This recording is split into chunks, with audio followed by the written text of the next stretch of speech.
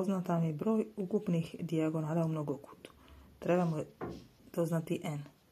20 jednako n puta n minus 3 kroz 2. Cijeli izraz ćemo pomnožiti sa 2 kako bi se riješili nazivnika.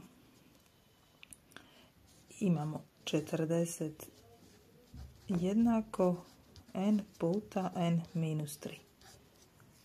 Sljedeći korak.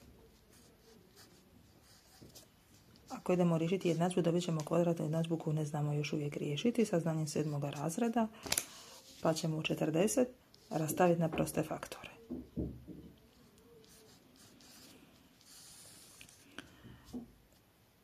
Četrdeset dijeljeno 2 je 20, 20 dijeljeno 2 je 10, 10 dijeljeno 2 je 5 i 5 dijeljeno 5 je 1. Sada ćemo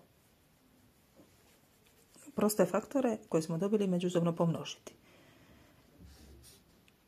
2 puta 2 je 4, puta 2 je 8. 2 puta 2 puta 2 jednako 8. Imamo faktor 5. Razlika između ova dva faktora je 3. 8 minus 5 je 3, pa je naš n 8. Pa ćemo to upisati u tablicu.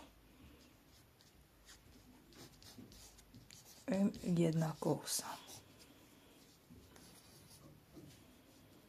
A dn je onda 5. 8 minus 3 je 5.